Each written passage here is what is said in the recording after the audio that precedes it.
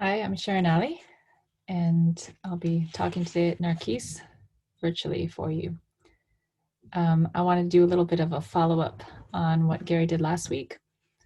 For those of you who didn't listen to Gary's talk last week, you need to stop this right now and go back and listen to that first. He wove a lot of really important, kind of more big picture, broad stroke things in that give you a background and really ground the whole discussion of meditation, since we've been looking at Richard Foster's, is that right? Forster, Foster? I'm bad with names. The book, Celebration of Discipline, and we've been looking at the first discipline, meditation. And the book itself in that chapter gives you some how-tos if there's people who've been reading it and practicing it. And I wanted to add just my experience this week. And I'll just share what my take on it. Coincidentally, it's been a very meditation challenging week. I work full time, and so I work in the morning when kids are at school. I do my desk work and emails, and then I work in the evening after the kids are in bed doing meetings. And with Corona, it's probably made it worse, but since my team is kind of international anyway, it's always been a challenge. So at this point in life, it's very hard to find time for meditation. And I'm still trying. But I also recognize that it's really critical for my survival. And so when I look at my life, I don't have a chunk of like a half hour that I could just take out and meditate. It's even challenging to find maybe 10 minutes of just uninterrupted time every day. I could do that. So what do I do, or what can be done in a case like mine? Maybe a lot of you relate to me. I like to think of meditation as taking it in little bite sizes, making it a habit of mind. I like to start the day with a quick prayer. Quick because I don't have a lot of time. But I feel that it really influences how you start off and just affects that whole attitude. And sometimes you wake up with a thought or an impression already there from God. If not, you ask for one, and you oftentimes get one. So for me, sometimes, I'll get this thought as I'm reading the Bible. But like I said, in the morning, that's not the time I have tons of time to read the Bible, at least not before the kids are off to school. So the impression may actually come when I'm just doing work. I might be washing dishes or cleaning or doing whatever, and in pops the answer to my initial question of a thought for the day. And the whole point of meditation is that it shouldn't be fast food. It should be something you slow yourself to do. So I'm kind of talking about an oxymoron here because my life is too fast tracked and I'm trying to slow it down. But I like to think of it as a cow chewing cud, where you take one bite and you swallow, and then it comes back up, and then you have to rechew it.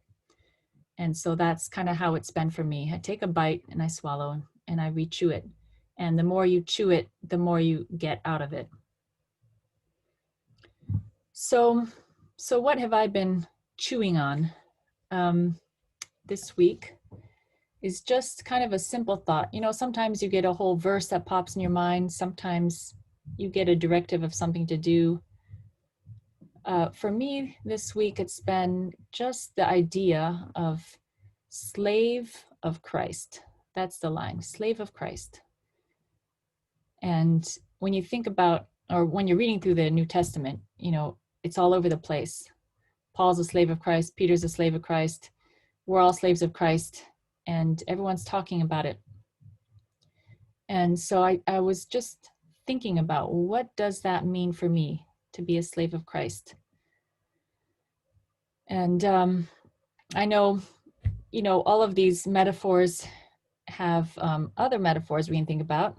And you can quote Galatians 4:7 to me next week about being a son and not a slave. But we got to chew one thing at a time. So I've been chewing this slave of Christ image.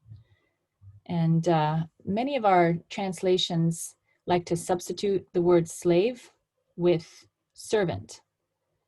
And I think it's because we have a better impression of the word servant. We deal with it better. It's also hard. But there's a perfectly good Greek word for servant, which is diakonos, where we get our word for deacon from. And the word for slave is different. It's doulos.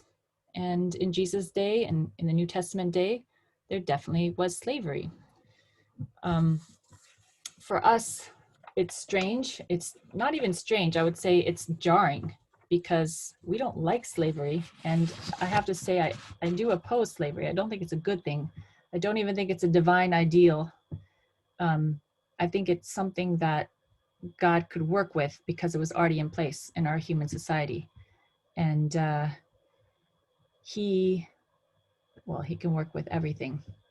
And he could use images from people's assumptions and people's understanding of the way the world works. And he could use them to make his points. And so Jesus tells a lot of stories with masters, kings, and slaves. As I was thinking about slaves and then later just kind of going through some of these stories, it struck me again how often slaves feature in parables. Even a parable like this one I'm going to read you from Luke 17:7. This is really jarring if you're coming from our world. Would any one of you say to your slave who comes in from the field after plowing or shepherding sheep, "Come at once and sit down for a meal"? Won't the master instead say to him, "Get my dinner ready and make yourself ready to serve me while I eat and drink? Then you may eat and drink." He won't thank the slave because he did what he was told, will he? So you too, when you have done everything you were commanded to do, should say, "We are slaves undeserving of special praise. We have only done what was our duty." So that kind of smacks us between the eyes. Was Jesus condoning slavery here? I don't think so. But again, I think he was using what was in society to make his point, using what normally happens to make his point, which is don't be entitled brats, basically. Not quite so vulgar as that. So our world that doesn't have slavery anymore, what does it mean to be a slave? I mean, imagine, just put yourself in that world again where there's this assumption that people are not created equal. They're definitely not. Some people are slaves. They're born slaves. And then some people have to sell themselves into slavery because they go into debt. And so when you're a slave, you are restricted.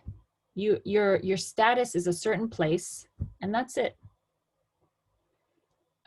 Slaves could be very competent. I mean, I think of Eliezer and Abraham way back in Genesis. And he was obviously competent. He was in charge of Abraham's whole household. And in fact, if Abraham didn't have a son, he was the one that would inherit it. So he's pretty high up. But he's still a slave. Slaves are still slaves. And a slave has to do what his master says to do, no matter what good brain they have or how competent or skilled in this or that. They simply do what the master says. They don't make the call. And so I've been thinking about that. And I've been thinking about, if I were a slave in the biblical times, I wouldn't have to worry about, am I fulfilling my life calling? I would have no personal ambitions at all. I would just obey what I'm told to do. That is my calling, to obey. I don't have to deal with all these big questions. What should I do next year? And I think for us, many of our anxieties really come from the fact that, or the illusion that we're in control. when we're not. God's in control. And yes, we have free choice and all of that. But there really is this sense of letting God be God. When you're a slave of Christ, you're letting God be God and you be the slave. So, you know, if God is God, he knows obviously how to use you as a slave. And sometimes, you know, I look at God and I think, or I look what's happening in life and I think, God, how can you let that happen? You know, isn't that just a complete waste over there? Or this person could do this, and why do you let that happen? But in the end, God is God. I'm not God. And he's the master chess player, and he can do with what he wants. You know, if he thinks it's better to forfeit the one of his pieces, that's up to him. And he is all good and all wise. So I don't need to deal with that. Gary and I have this ongoing debate about, well, he thinks it's easy to know the right thing to do, and it's just hard to do it. Whereas I think it's hard to know the right thing to do, but easy to do it. And what I mean by that is if you really are convinced you know exactly what you're supposed to do, then you have the confidence to do it. And in truth, both of those statements are true. But I think if we're thinking of it from the perspective of a slave, we just need to listen, to be sure we've heard, and then obey. So we need to be constantly having this attitude of listening. And that gets into another whole debate about your impressions. Obviously, we all have impressions. And as Christians, we hear from God. God puts things in our mind. And some people attribute all their impressions to God. And that kind of makes me uncomfortable. I'm a little bit tending the other way, where I second guess my impressions too much. And it's very sad because I can tell you times when I realize only afterwards, oh, that God told me to do that. It wasn't my own idea. I should have done it. So I don't know which one you are. You can decide whether you attribute all your thoughts to God or whether you don't attribute enough of your thoughts to God. But you can evaluate what the thought is. And if it's a worthy thing, then maybe just do it and see. It can be confirmed if that was a God thought.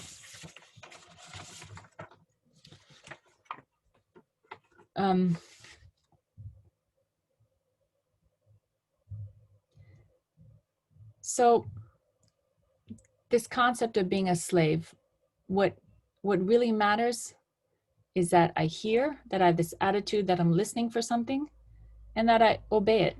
And I don't have to think about this grand world and all these other bigger issues as a slave.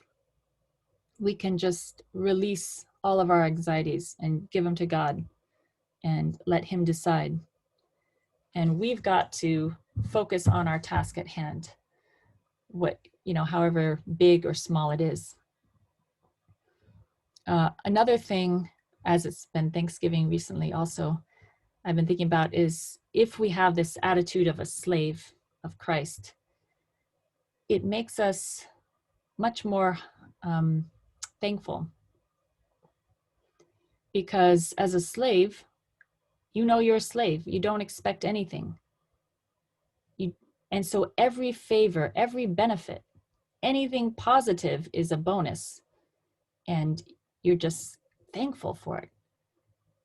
So I would almost challenge us to pretend for a day that we are a slave, literally, and what that would be like and how good it would be when someone honored us, or instead of assuming we were just there, or every little good thing that happened,